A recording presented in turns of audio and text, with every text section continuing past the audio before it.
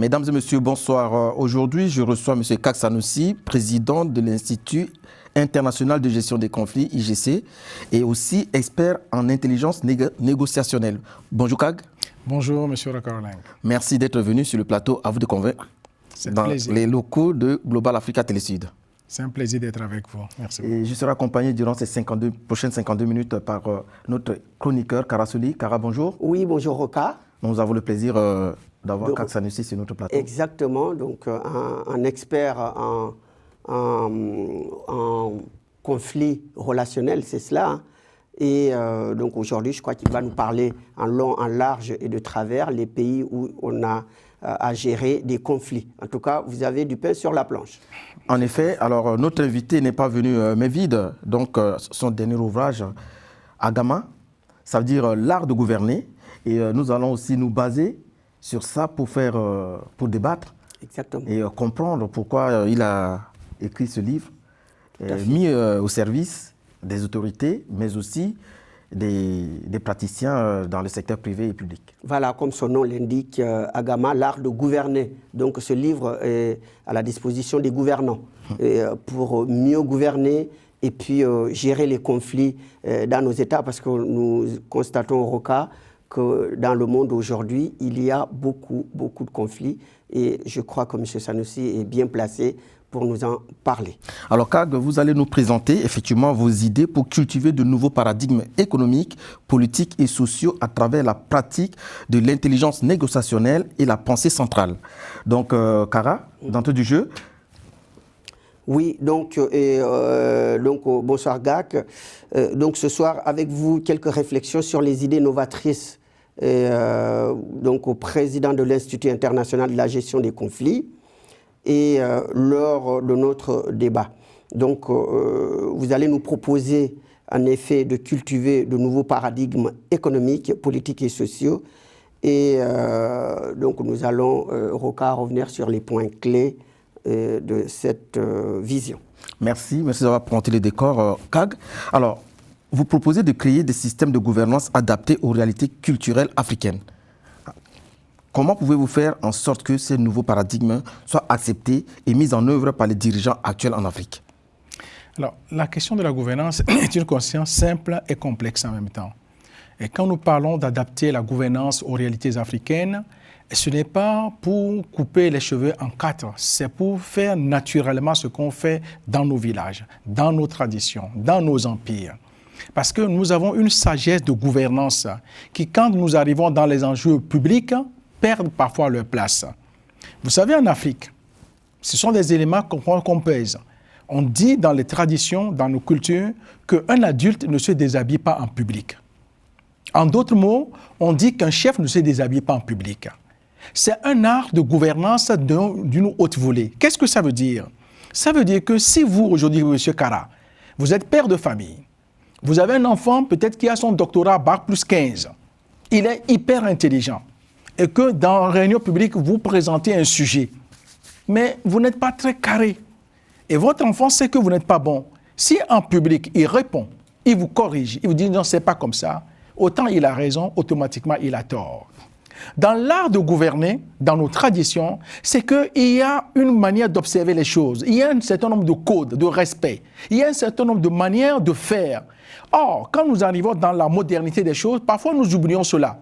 Nous pensons que la connaissance, les diplômes, la puissance que nous avons suffisent. Non. Et je pense que quand nous appelons à une autre manière de gouvernance, c'est intégrer l'ensemble de ces éléments.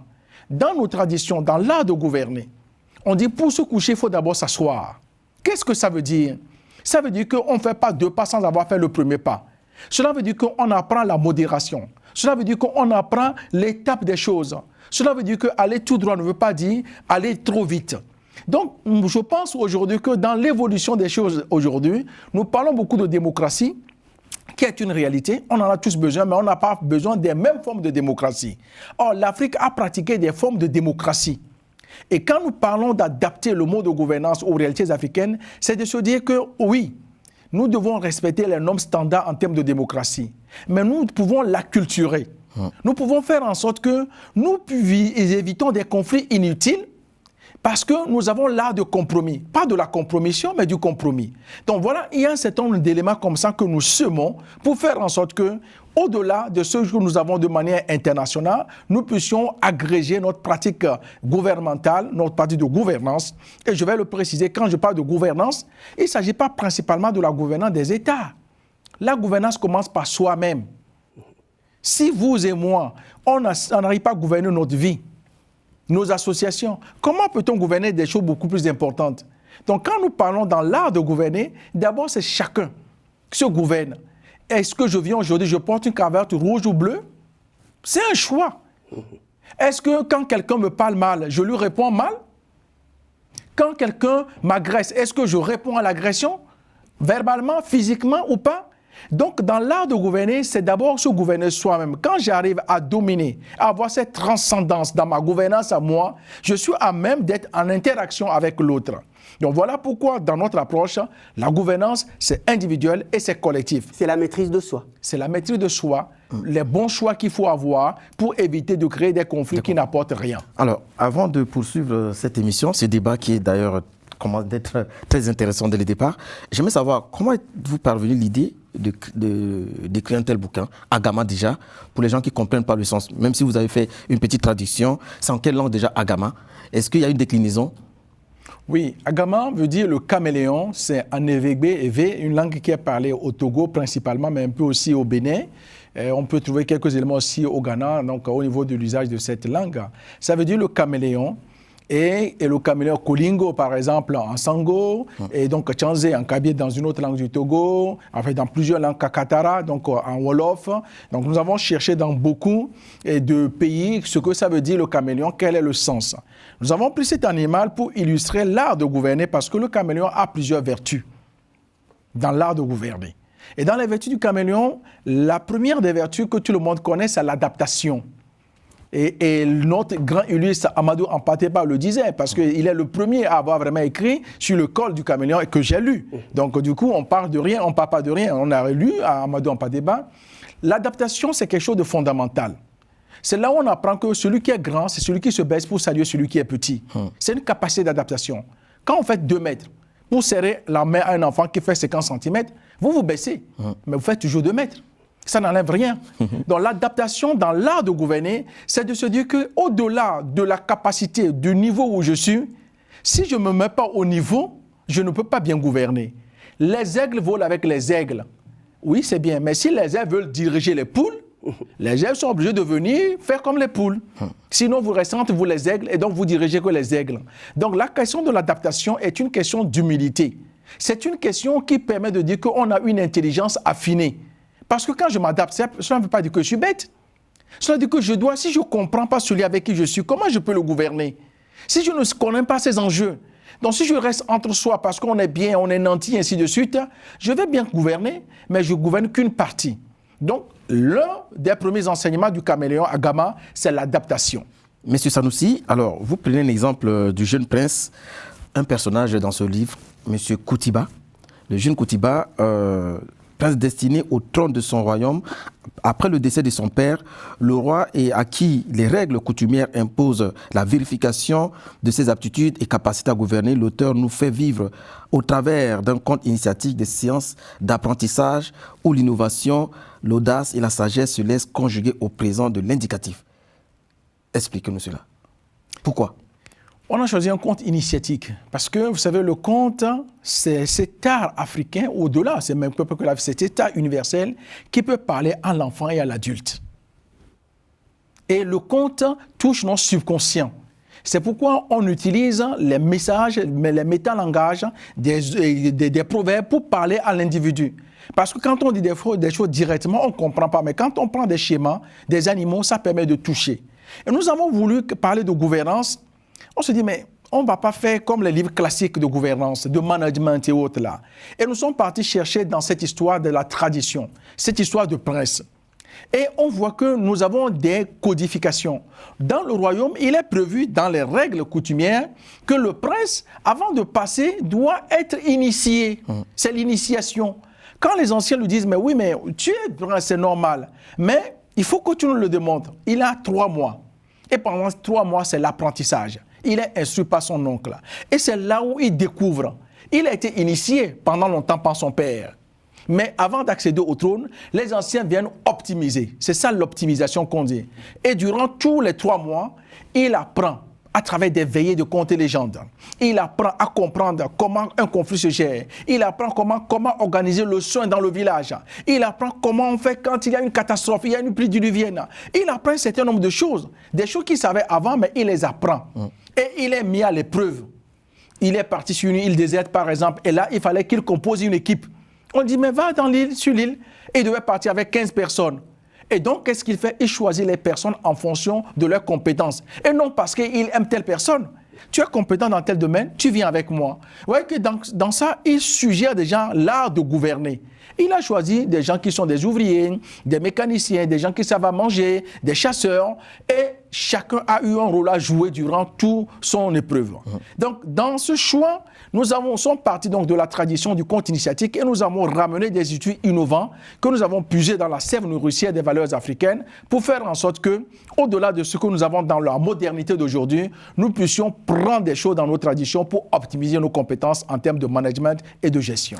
Avant de donner la parole à M. Karassoli, j'aimerais savoir quels mécanismes spécifiques peuvent être mis en place pour intégrer ces nouvelles approches de gouvernance dans les structures politiques existantes en Afrique.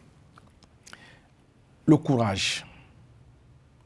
Le courage de dire que, au fait, ce que nous avons en Afrique n'est pas mauvais.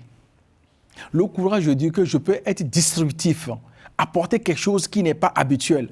En réalité, ce que j'apporte n'est pas nouveau pour les gens. C'est parce que nous sommes conditionnés par un système international. Nous sommes conditionnés par des règles de gouvernance et de démocratie. Et donc, on l'applique. Mais les gens ont créé, par exemple, des conseils de sages et des anciens. On peut avoir des systèmes de décision. Il y a, par exemple, une technique amérindienne, la technique du cercle. J'ai eu la chance dans les voyages donc, en Arizona pour apprendre comment on gère des conflits à travers la technique du cercle.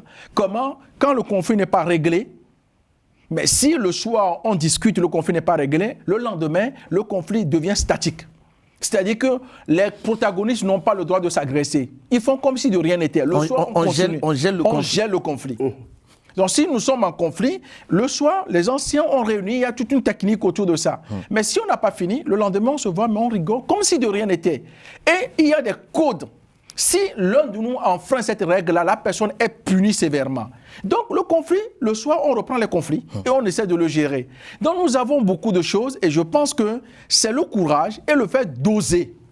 Oser de dire que nous ne sommes pas obligés de faire les choses comme elle les fait habituellement, sujet, verbe, complément. Nous pouvons créer des choses. Et quand je le dis avec toute la prudence. Cela ne veut pas dire que l'Afrique veut se mettre à côté du monde entier, non. L'Afrique est dans le monde entier parce que l'Afrique est le monde, c'est la terre originelle. Mais l'Afrique va reprendre les choses qui ont fait son essor, sa grande civilisation, pour venir enrichir toute cette démocratie internationale. Kara? Oui, M. Sanoussi, le conflit, donc, c'est large. Comme vous l'avez dit, ça commence par soi-même, par la famille, par l'entreprise. Mais aujourd'hui, ce que nous constatons, c'est les conflits dans le monde, c'est-à-dire les conflits inter-États, entre deux États comme la Russie et l'Ukraine, le conflit entre le Hamas et Israël. Et la RDC, le Rwanda. Voilà, à l'est du Congo. Et ensuite, il y a même au Soudan, ou même Haïti. Le Maroc, Sahraoui. Voilà. Donc, vous êtes un homme de paix. Ça se voit parce que tout ce que vous avez écrit dans le livre, c'est l'art de gouverner, c'est-à-dire de gouverner pour qu'il n'y ait pas de conflit. Donc, mais comment aujourd'hui vous pouvez analyser cela, que de plus les gens de bonne volonté comme vous prônent la paix, mais le monde est toujours en conflit? Oui, le conflit, heureusement ou malheureusement, fait partie de la vie de l'être humain. Nous avons dans nos études montré que chacun gère au moins 10 conflits par jour. Et le conflit qui est dans la vie de nos humains aujourd'hui, dans ces pays, nous sommes confrontés à ces conflits et il faut les régler. Régler un conflit ou gérer un conflit, je parle souvent de gérer un conflit, je parle très peu de résoudre un conflit. Amadou Hampâté-Bâ nous apprend qu'il n'y a pas de petit conflit. Mais un conflit, si tu ne le gères pas, il te gère. Donc, on doit gérer le conflit. Parfois, on arrive à le résoudre. Mais quand on n'arrive même pas à le résoudre, on arrive des fois à le dévier un peu. Ceux qui font les arts martiaux, par exemple, celui qui fait du taekwondo, quand vous envoyez un coup à quelqu'un, il n'est pas obligé de casser votre cou. Il suffit seulement de bouger légèrement le cou, de le dévier. Ça suffit donc de gagner un combat, par exemple. Ce que nous constatons, c'est que dans ces conflits, il y a un outil que nous appelons dans notre ouvrage Nunya Adidoé. C'est dans une langue du Togo. Et c'est que le savoir, c'est comme un baobab. Et le baobab, voit qu'il est tellement grand qu'on ne peut être qu'à un seul endroit et n'avoir qu'un seul champ de vision. Donc, personne ne peut avoir une vision circulaire du baobab. Pour avoir la vision circulaire du baobab, je suis obligé de conjuguer les différentes visions. Et donc, il y a un outil qu'on appelle, par exemple, le principe de la fenêtre de Jouari. Quand il y a un conflit, généralement, nous voyons ce que nous voyons, c'est la partie visible. Mais cette partie visible ne suffit pas pour gérer les conflits. Nous devons apprendre à voir ce qu'on ne voit pas. Et ça, c'est des éléments importants. Parce que nous avons des fois les angles morts, les angles cachés et les angles inconnus. Donc, il y a tout un travail pour analyser le conflit. Quand vous donnez le conflit de l'Ukraine et de la Russie, il y a des choses que nous voyons. Et nous réagissons par rapport à ça. Je dis, et ça je le répète, la guerre est toujours une mauvaise réponse. La guerre n'est jamais la bonne réponse à quoi que ce soit. Mais une fois qu'on a dit ça, on n'a pas résolu le conflit. On n'a pas résolu le conflit. Pour le résoudre, il faut avoir toutes ces dimensions. Donc le travail que nous faisons, c'est que quand on doit gérer un conflit, on ne se précipite pas pour gérer le conflit. Il faut d'abord prendre le temps de comprendre. Parce que celui qui mène un conflit, si vous et moi nous sommes en conflit, mais en réalité, ce n'est peut-être pas nous. Peut-être que derrière moi, il y a 4 personnes, derrière vous, il y a 10 personnes. Donc, si il y a les mains invisibles. Les mains invisibles. Si M. Rocarolin vient nous séparer tous les deux, mais demain, il y aura Kage Prime et il y aura Kara Prime. Et donc, le conflit va se perpétuer.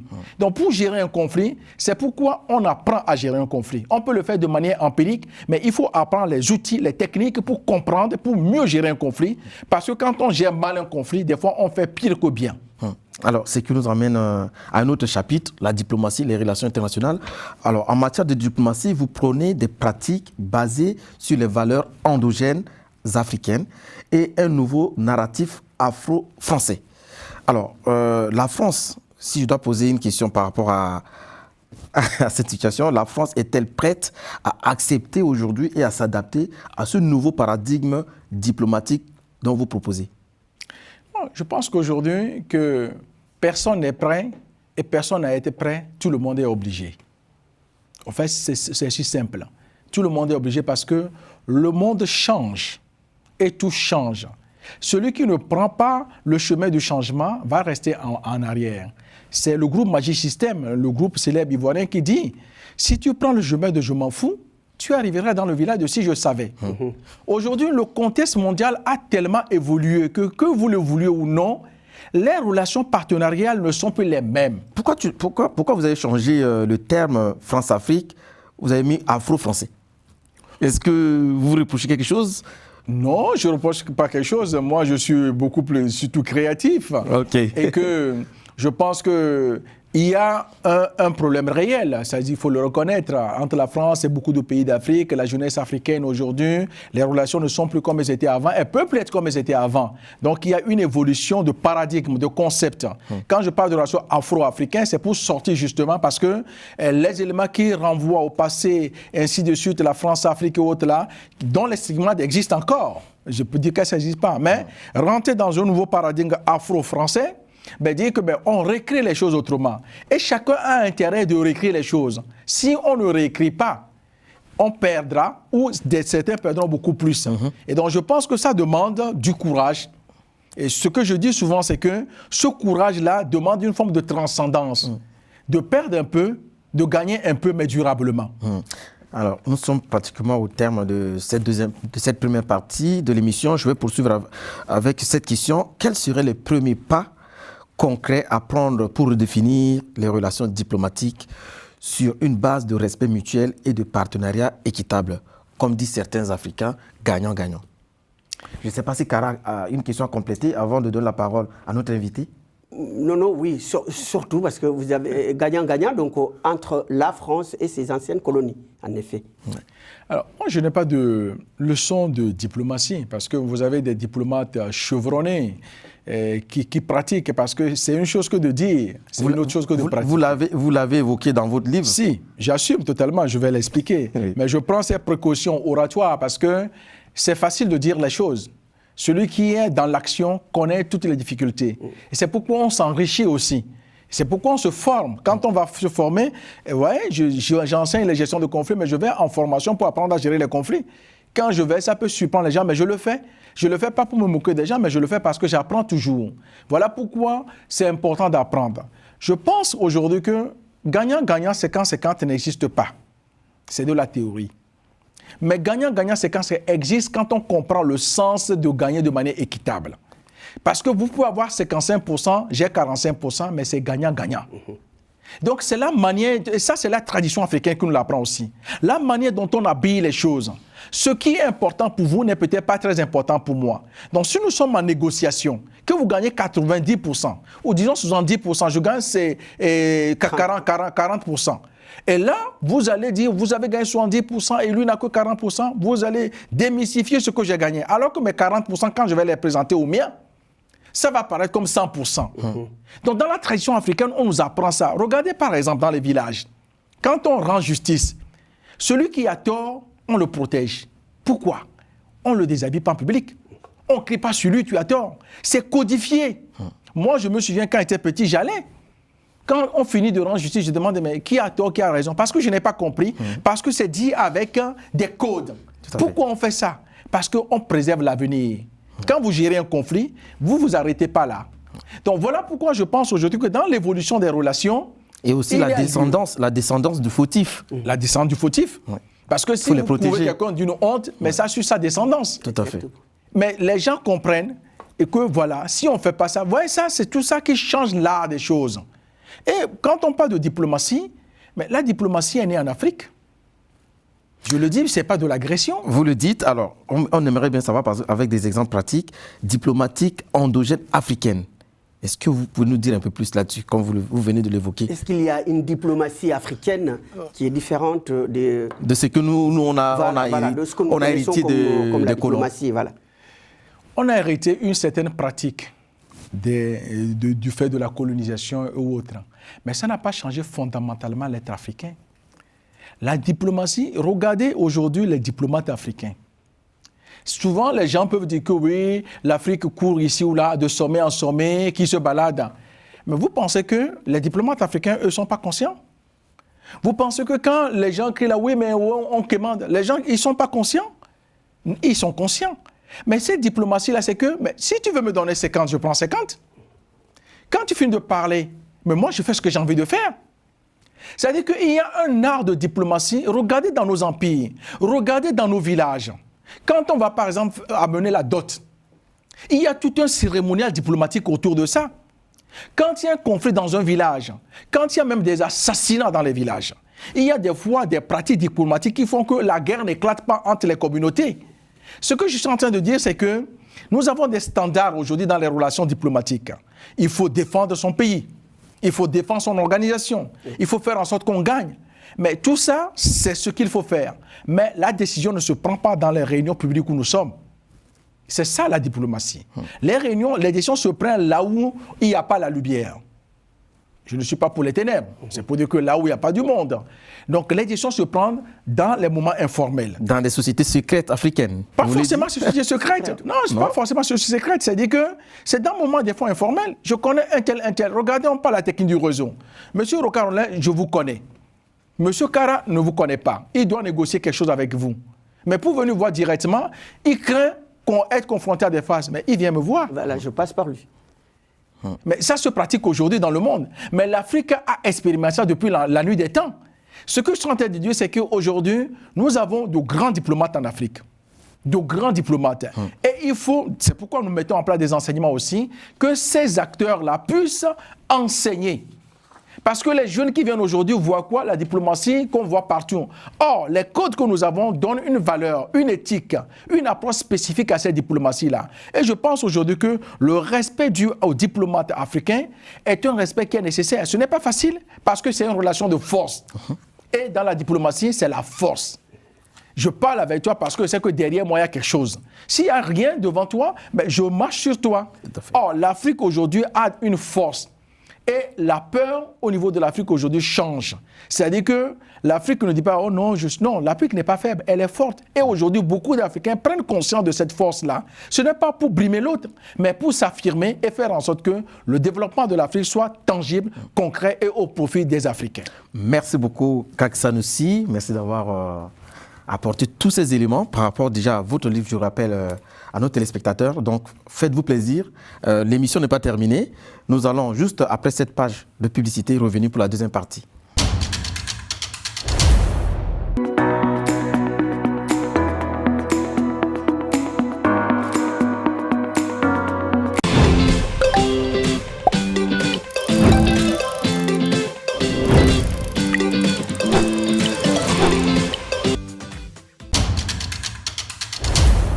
Mesdames et messieurs, nous revoilà du retour sur le plateau.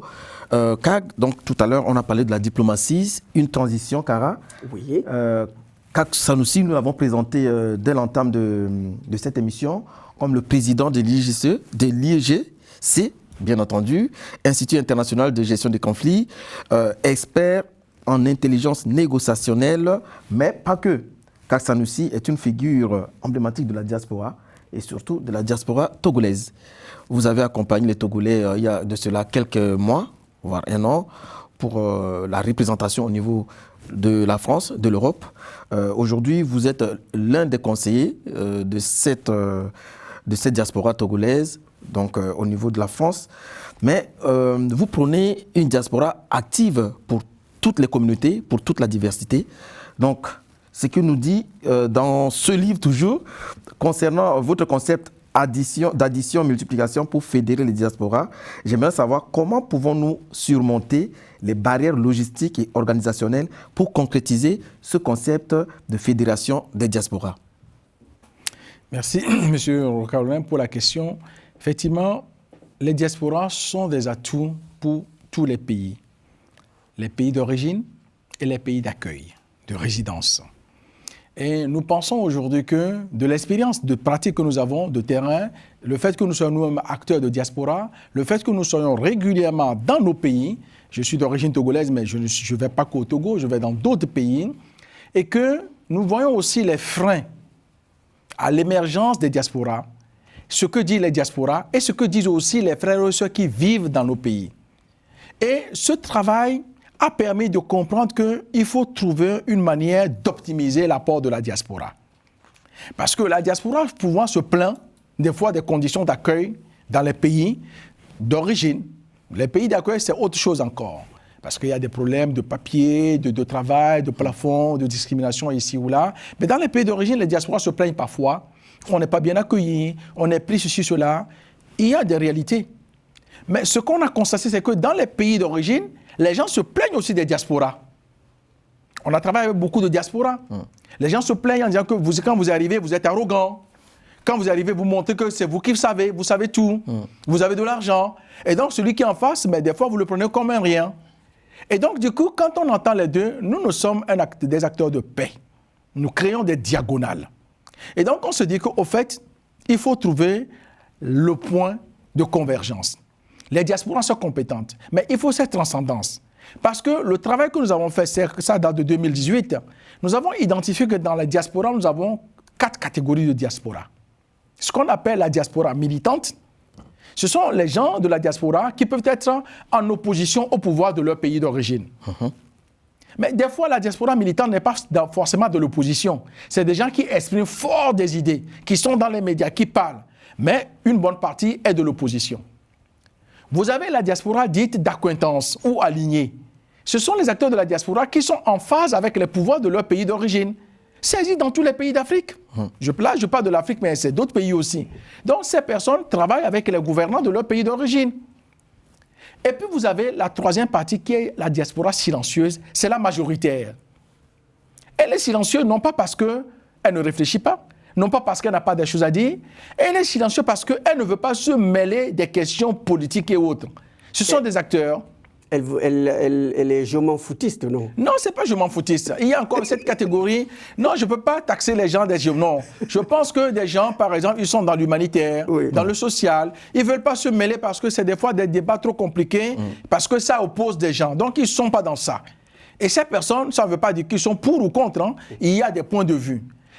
Et puis vous avez la diaspora transnationale, c'est-à-dire que vous et moi, on est de différentes nationalités, on peut militer dans une grande organisation diasporique, mais qui ne parle pas d'un seul pays. Donc l'idée, c'est de faire en sorte que, au-delà des positions, être militant, être d'acquaintance ou être silencieux, se transcender pour se dire que quand il s'agit de mon pays d'origine, c'est un pays, notre bien commun. En quoi je peux être utile? Qu'est-ce que je peux apporter dans mon pays? Et pareillement par rapport au pays, quelle que soit la catégorie d'appartenance de dans telle catégorie de diaspora, c'est un compatriote, qu'est-ce qu'il peut apporter à mon pays? Et donc je pense que quand on arrive à créer cette synergie, mais c'est dans l'intérêt de nos pays, de nos compatriotes de la diaspora et de nos compatriotes des pays. Et ça, je pense que c'est possible.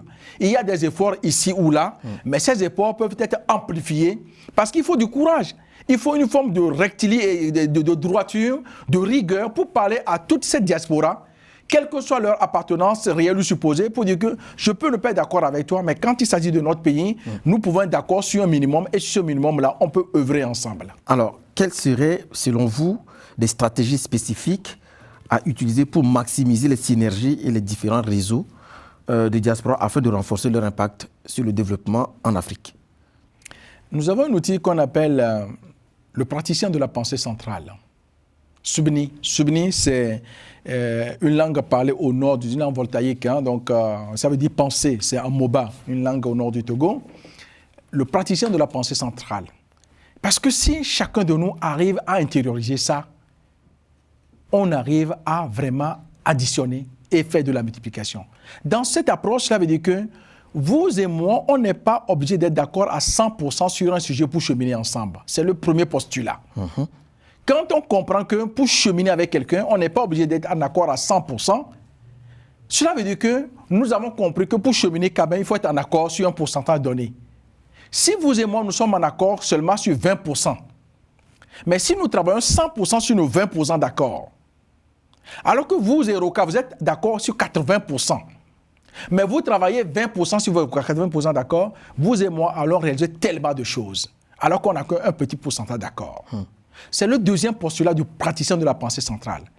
Être d'accord sur un petit pourcentage, mais travailler 100% sur ce pourcentage. Mais avec des conditionnalités, l'éthique, la loyauté, la rigueur. Cela veut dire que, et là je prends dans les traditions africaines, si je suis d'accord avec vous à 20%, je suis avec vous 100% sur ces 20%. Je suis loyal 100% sur les 20%. Mais je m'interdis sur une plateau de télévision de dire, avec Kara, vous savez, je suis d'accord que 20%, hein, 80% on n'est pas d'accord. Si je fais ça, c'est comme je manque de l'intelligence. Cela veut dire que les 20% vont diminuer. Vous voyez, ça c'est la tradition africaine. On ne déshabille pas un chef en public. Mais nos divergences existent.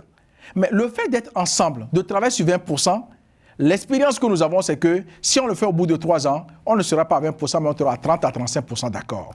Et ça, si on arrive à faire ça dans tous les partis, dans toutes les structures, dans toutes les organisations, nous sommes des praticiens de la pensée centrale qui s'ignorent. Mais quand on en prend conscience, on peut optimiser nos capacités d'adhérence et on peut mieux travailler avec autrui pour l'intérêt général. Kara Soli, vous êtes éditorialiste de cette émission. Oui. Je sais que vous n'avez pas participé à la rédaction de ce livre. Non. Mais cheminant ensemble avec vous durant ces 10 dernières années, j'ai assisté à des rencontres des diasporas sénégalaises ou des associations de la diaspora sénégalaise en France. Est-ce que vous vous retrouvez dans les explications de M. Kassanoussi quand on prend l'exemple du Sénégal et de certains pays d'Afrique centrale, ce qui n'a rien à voir d'ailleurs avec mon pays? Je vois que la diaspora sénégalaise s'organise, la structuration des débats de la communauté est au-delà de l'espérance, enfin, de ce qu'on espère voir en Afrique centrale. Est-ce que vous vous retrouvez dans les explications de notre invité Tout à fait. Donc, oui, la diaspora sénégalaise, on peut l'appeler une diaspora à la fois active et très dynamique, parce qu'elle l'a montré lors que je peux appeler du régime Macky Sall, hein, qui était un régime très très dur. Et durant ces 2 dernières années, de 2021 à 2024, c'était un régime extrêmement dur. Et la diaspora a joué un rôle extrêmement important, hein, pour faire face à ce régime. Parce que il y avait, je crois que vous vous rappelez de cela, de manifestation en manifestation, de la répression, des morts, des blessés, des arrestations. Et donc la diaspora sénégalaise dans le monde, que ce soit en France, aux États-Unis, au Canada, en Suisse, s'est mobilisée, hein, et non seulement manifeste régulièrement, ils organisent des manifestations régulières, mais également ils cotisent pour envoyer aux gens sur le terrain qui se battent pour maintenir la démocratie sénégalaise, parce que c'était une lutte pour garder notre démocratie. Pourtant d'autres observateurs pensaient que les Sénégalais de la diaspora étaient beaucoup plus virulents. On voyait des casses partout dans les consulats. Oui. Est-ce que ça répond vraiment à l'art de gouverner ou c'est parce que c'est la base? Oui, parce que si on reste stricto sensu sur la bonne gouvernance, donc il fallait qu'il reste les bras croisés. Et rien n'aurait avancé au Sénégal, hein. Cette démocratie ne serait pas sauvée aujourd'hui, comme on casse des fois pour mieux construire. Je crois que M. Sanoussi ne me démentira pas. Et donc aujourd'hui, le Sénégal est calme. Il est tranquille. Il y a eu des élections libres et transparentes et que le meilleur a gagné, le peuple a décidé et le meilleur a gagné. Donc aujourd'hui, on a un pays calme, un pays tranquille. Et donc je crois que c'est aussi dû à cette mobilisation de la diaspora. Donc elle a été à un moment donné à la fois violente, oui, mais aussi organisée, constructive, pour qu'au pays, donc les choses changent radicalement, et c'est ce qui s'est passé. Monsieur Sanoussi, si on prend l'exemple, pour rebondir là-dessus, du Sénégal, d'après vos études, par rapport à ce qui vient d'être dit, qu'en pensez-vous? Pendant cette période de tension au Sénégal, si on doit prendre un exemple d'un pays en Afrique de l'Ouest. Oui, je sais qu'il y a eu des tensions. On a suivi la situation au Sénégal, des tensions vives. Il y a eu des actes de violence, c'est dit. Moi, je comprends, je n'adhère pas forcément aux violences, mais je dis, au fait, ça participe. Vous savez, dans l'ouvrage, il y a un outil qu'on appelle Gbadamassi. On l'appelle encore la technique de l'équipe de football. Et dans une équipe de football, vous avez, de manière schématique, des attaquants, des milieux et des défenseurs. Si vous n'avez que des attaquants, vous n'allez jamais gagner un match. Si vous n'avez que des milieux de terrain, vous n'avez jamais gagné. Si vous n'avez que des défenseurs, jamais gagné un match. Donc, cela veut dire que des fois, quand on veut quelque chose, on a les trois. Et dans les attaquants, on peut avoir des gens qui sont des fois extrêmes. Et des fois, cette extrémisme-là peut conduire à des violences que moi, je ne soutiens pas, mais on peut comprendre. Et donc, il faut garder son sang-froid. Et des attaquants, leur rôle, c'est d'attaquer, de critiquer, de dire des choses, de faire ceci, cela. Et vous devez avoir des défenseurs des milieux de terrain. Et le cas du Sénégal, effectivement, la diaspora était vraiment une diaspora attaquante. Elle a attaqué à tous les points, elle a fait ce qu'elle devait faire, ainsi de suite. Bon, ce n'est pas forcément ça qui a changé la donne. Mais je pense que, parce que c'est celui qui a le terrain parle. Hein. Le rôle des diasporas sont importants, mais le terrain commande. Tout à fait. Et au Sénégal, le peuple s'est mobilisé, les élections ont été libres et transparentes, on a vu les résultats, et aujourd'hui, ce qui est encore bien, ce n'est pas seulement c'est l'après-élection. Parce que l'après-élection, qu'il y a une pacification, qui est en cours, ce n'est pas fini, parce que, comme vous savez, au Sénégal, il n'y a pas encore présenté un discours de politique générale, donc vous savez qu'à l'Assemblée nationale, le président n'a pas la majorité aujourd'hui. Donc il doit dissoudre l'Assemblée pour réorganiser de nouvelles élections, au mois de septembre. Donc d'ici le mois de septembre, il y a beaucoup de choses qui peuvent se passer, donc on ne gouverne pas à décret, donc, vous voyez, et ça, on a besoin de la pacification. C'est ça comment les pouvoirs grandissent. Et aujourd'hui, nous savons qu'au Sénégal, Macky Sall peut rentrer aujourd'hui au Sénégal. Voilà, sans problème. Et il y a des gens qui l'aiment et des gens qui ne l'aiment pas. Il ne faut pas aussi penser que Macky Sall est vomi par le Sénégal. Non. Alors, nous allons Macky Sall a des adhérents au Sénégal qui le soutiennent encore. Tout à fait. Mais ce qui a été différent de l'élection, des problèmes post-électoraux en Côte d'Ivoire, qui a fait 3000 morts, hein, malheureusement. Donc, Donc, ça, c'est un autre débat. Voilà. Certainement, nous allons y revenir. Nous allons poursuivre ce débat, bien entendu, surtout par rapport à l'AGAMA, l'art de gouverner. Vous vous intéressez à la structuration financière, ici et là-bas, pour optimiser la gestion financière de projets de développement. Voici ce que j'aimerais savoir. Alors, quelles mesures concrètes peuvent être prises pour garantir la transparence et l'efficacité financière à grande échelle dans les projets de développement en Afrique, en partant de la diaspora, par exemple? Alors, partant de la diaspora, pas forcément que de la diaspora, parce que je suis aussi très prudent. J'ai dit par exemple. Voilà, par exemple, ça peut avoir une posture de donneur de leçons, oui. parce que tout le monde n'est pas escroc, tout le monde n'est pas dans le détournement, mais ça existe aussi, donc il faut le reconnaître. Je pense qu'il y a une dimension éthique forte à développer. La pratique de l'intérêt général. Nous avons des fois des modules de formation de courte durée, de changer sa mentalité et d'intégrer la pratique de l'intérêt général. Comprendre que, ben voilà, quoi, je dois, parce que c'est dans l'intérêt général. Et cette pratique-là, elle existe, elle doit grandir. Et elle ne peut pas grandir tout seul. Parce que si vous mettez les gens qui sont outillés par rapport à ça, s'ils sont seuls, ils vont commencer par faire comme avant. Et donc, aussi, il ne faut pas jeter à l'anathème à tout le monde. Et nous pensons que dans la structuration financière, et ça donnera peut-être lieu de parler après du master que nous mettons en place, nous avons travaillé avec un certain nombre d'experts. Moi, je ne suis pas un expert économiste. Ce n'est pas mon domaine de prédilection. Donc, dans nos organisations, nous avons des experts, des professeurs d'université, des chefs d'entreprise. Et donc, il y a un travail qui est fait pour voir comment, par rapport aux pratiques que nous avons aujourd'hui, comment optimiser la gestion. Comment et chercher des fonds que nous avons aujourd'hui, comment rationaliser des fonds. Donc ça, c'est tous les techniciens que nous avons qui ne viennent pas de l'Europe, parce que dans notre processus, nous avons des gens qui sont en Afrique, qui sont aux États-Unis, au Canada et qui sont en Europe.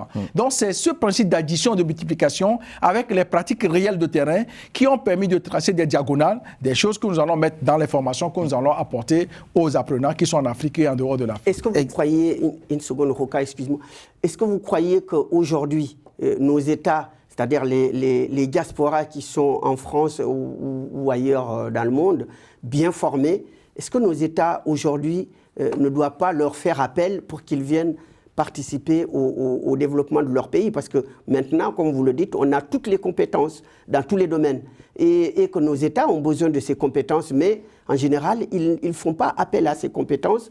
Ils le privilégient en donnant des postes politiques, c'est-à-dire récompenser des gens parce que par alliance politique. Est-ce qu'ils ne doivent pas aujourd'hui changer de regard sur leur diaspora, faire appel à eux pour venir contribuer au développement? Je pense que la question elle est très pertinente. Beaucoup le font, mais ils peuvent davantage le faire. Parce que dans beaucoup de pays, il y a des gens de la diaspora qui rentrent. Mais dans ça, il y a un équilibre à trouver. Cet équilibre-là, il est pour la paix sociale aussi. Parce qu'aujourd'hui, dans nos pays, il faut noter que nos frères et sœurs qui sont payés sont déjà hyper compétents. Hyper compétents. C'est fini le mythe où, quand on rentre de la diaspora, on pense avoir le savoir infus partout. Il est vrai que dans la diaspora, nous avons d'énormes compétences, mais au pays aussi, il y a des compétences. Donc, dans le management de ces compétences, il faut certes ouvrir la porte aux gens de la diaspora, optimiser, mais aussi faire l'addition-multiplication avec les compétences locales. Vous voyez, il y a une forme de conflit qui n'existe pas, mais qu'il faut gérer pour dire que l'un ne vient pas prendre la place de l'autre. C'est en s'additionnant qu'on devient utile pour le pays, en servant l'intérêt général. Et je pense que beaucoup de dirigeants aujourd'hui en Afrique sont dans ce processus. Il faut l'amplifier et apporter des garanties, créer des SAS. Pour que, il y a des gens, des fois, qui sont bien diplômés. Quand ils rentrent dans leur pays, ils n'arrivent pas à réussir parce qu'ils n'ont pas compris les codes ou on ne les a pas aidés. Quand vous n'avez pas l'humilité de comprendre ce qui se fait, vous ne pouvez pas apporter votre plus-value. Et quand celui qui vous accueille n'a pas l'humilité de vous dire que maintenant, peut-être qu'il ne comprend pas tout, je vais le lui expliquer, la personne ne peut pas bénéficier de vos plus-values non plus. Donc, vous voyez, dans l'un ou dans l'autre des sens, il faut chacun doit faire un travail. Et tout ça, c'est servir l'intérêt général et c'est ce que nous tient à cœur. D'où le conflit. Alors, nous allons avoir un focus, comme nous l'avons dit tout à l'heure, sur le master professionnel international MPI, dont vous venez de mettre en place via votre institut, l'IGC.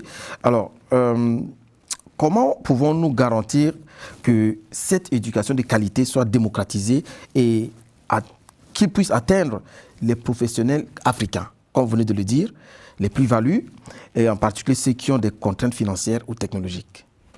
Mais merci, Roka, pour cette question, Et parce que... avant de répondre, présentez-nous d'abord le MPI. Le MPI, bien entendu. Oui. Le MPI, le Master Professionnel International, est un diplôme de haut niveau que nous avons conçu avec un partenariat élargi. Et c'est parti avec un partenariat avec l'Université continentale de Libreville, donc au Gabon, qui est un partenaire depuis de longues années. Et à cela, nous avons d'autres partenaires qui sont arrivés, l'École de commerce de Lyon, donc la grande école de commerce de Lyon, dans tout ce qui est gestion, économie. Nous avons l'ISDI, l'Institut supérieur de droit et de l'interprétariat qui est au Togo, donc tout ce qui est droit, tout ce qui est sciences politiques. Et puis nous avons l'Institut de médiation Michel Guillaume Ofnoun, tout ce qui est l'art de la médiation. Et vous avez l'IGST, l'Institut international de gestion de conflits. Donc on a fait une composition avec des partenaires en Europe et en Afrique pour ce master que nous appelons diplomatie, stratégie négociationnelle, médiation, gestion de conflits et gouvernance. Donc nous sommes partis des réalités auxquelles sont confrontés les acteurs, les gens qui sont en fonction, qui sont dans les cabinets ministériels, dans les associations, dans les entreprises, puisqu'on s'adresse aux professionnels du privé et du public. Et ce master est, comme le dire, optimisant. C'est-à-dire qu'on optimise son niveau de compétence. Il est innovant parce que nous travaillons notamment avec les outils qui viennent des cultures africaines. On a parlé d'un certain nombre de concepts. La plupart de nos enseignants sont des professionnels. Ils sont soit enseignants-chercheurs ou ils sont professionnels dans le privé ou dans le public. Et ils ont travaillé de manière à sorte que ce soit du concret. On n'a pas de la théorie qu'on va déverser aux gens. Donc les gens qui viennent là-bas, vous êtes obligés, vous n'avez pas le choix d'optimiser vos niveaux de compétences dans la gouvernance, dans l'économie, dans le droit, dans la gestion des conflits, dans la médiation. Et donc, du coup, on prépare un nouveau cadre d'acteurs. Et à travers cette formation, nous mettons en place quelque chose qu'on appelle l'Africamus, comme Erasmus. C'est-à-dire que vous êtes tchadien, par exemple. Durant ce master, votre stage, vous n'allez pas le faire au Tchad. On vous envoie faire votre stage, par exemple, en Côte d'Ivoire. Vous êtes togolais, votre stage, vous voulez le faire, ben on vous l'envoie faire en Centrafrique. Vous êtes congolais, vous l'avez fait au Mali. Donc, nous sommes en train de créer un écosystème avec des stages que nous avons obtenus dans un certain nombre de pays pour faire en sorte que dans cette formation, 100% en ligne, les gens puissent découvrir autre chose. Et nous allons avoir une semaine de regroupement final qui va se passer à Lomé, où on va réunir toutes ces personnes, ces apprenants, avec des séminaires. Et durant ces séminaires, par exemple, vous avez des grands diplomates, vous avez des grands chefs d'entreprise. Il faut savoir que dans ce master, au-delà des enseignants-chercheurs, des professionnels, nous aurons des conférences un samedi par mois. Et durant ces conférences, c'est des professionnels, des anciens chefs d'État, anciens premiers ministres, de grands diplomates, des chefs d'entreprise qui viendront. Là, ce n'est pas pour donner des cours, mais pour, durant 1 heure, témoigner d'une certaine pratique. Voilà, et les gens apprennent directement des pratiques. Voilà, c'est cette formation qu'on met en place qui est vraiment distributive et c'est ouvert à tout le monde. C'est vrai qu'on a ciblé la plupart des professionnels en Afrique, mais nous avons déjà aujourd'hui en Haïti ou ailleurs qui s'inscrivent dans cette formation. Et vraiment, ça nous tient à cœur parce que nous pensons que c'est la formation. Cette formation-là, quel que soit le niveau de compétence qu'on a, on doit se former. Nous avons des docteurs, par exemple, qui s'inscrivent dans cette formation. Il est docteur, mais quand il vient à cette formation, il optimise son niveau de compétence. Et c'est important. Il apprend autre chose. Autre chose, voilà. Il y a des choses que vous allez apprendre dans cette formation que vous n'avez jamais vues nulle part. Parce qu'on a travaillé avec des outils africains. Et quand je dis on, c'est l'ensemble de l'équipe, les professeurs, les docteurs et les professionnels dans le monde de l'entreprise pour essayer d'apporter des réponses pragmatiques aux personnes. Et c'est ça ce master qu'on va démarrer au mois de septembre en ligne. Merci beaucoup, Kak Sanoussi. Kara, je te remercie. Est-ce que tu as quelque chose à rajouter? 30 secondes. Oui, 30 secondes. Je voulais juste lui demander si aujourd'hui, vous avez en face de vous les chefs d'État des pays en conflit, qu'est-ce que vous leur conseillerez? Par exemple, vous avez Tshisekedi, Kagame, le Premier ministre israélien et celui de la Palestine, ou même les généraux du Soudan. Qu'est-ce que vous allez leur dire? 30 secondes. Je ne sais pas ce que je vais leur dire, mais ce que je sais que je ne peux pas leur dire, c'est que dans la guerre, personne n'est gagnant. Et ça, on le sait tous. Mais les raisons de la guerre sont profondes. Comme je vous disais, on ne s'aventure pas à donner des conseils aux gens quand on n'a pas pris le temps d'analyser. Les conflits dont vous parlez, on travaille dessus. Quand c'est compliqué, c'est complexe, gérer un conflit, c'est des fois se taire, observer. Mais il y a des conseils qu'on donne aux gens ou des suggestions qu'on fait aux gens, mais qu'on ne fait pas en public. Ça, c'est dans les traditions africaines. Parce que s'il y a des choses que je peux dire, si je le dis ici, j'aurais manqué de sagesse africaine. Dans ces conflits, au niveau de la RDC, au niveau du Congo, ici ou là, il y a des éléments par part. Mais un conflit, la guerre n'est jamais la réponse. Et ça, chacun le sait, mais souvent, on l'oublie parfois. Merci beaucoup, Kak Sanoussi. Merci pour tous ces éléments, pour tous ces apports. Merci à toi, Karasoli. Merci. De m'avoir assisté durant ces 52 minutes. Déjà 52 minutes. Voilà. Et je dis aussi merci à tous nos téléspectateurs. Mesdames et messieurs, vous êtes un homme, une femme d'action. Vous avez des idées, des projets et des réalisations et vous voulez les faire savoir. Rendez-vous à vous de convaincre ici à Global Africa Télé-Sud. Je dis merci à Romain Clicquot-Domingue d'avoir dirigé cette émission depuis la direction technique. Oui, celui qui vaut son livre, voilà. Comment il peut l'avoir? Si vous êtes intéressé par Agama, l'art de gouverner, vous êtes en contact direct avec votre émission, à vous de convaincre, ou nous pouvons vous mettre en contact avec l'auteur, M. Kak Sanoussi. Donc n'hésitez pas, chers téléspectateurs, et nous vous disons à très bientôt pour un nouveau numéro. Merci. Merci.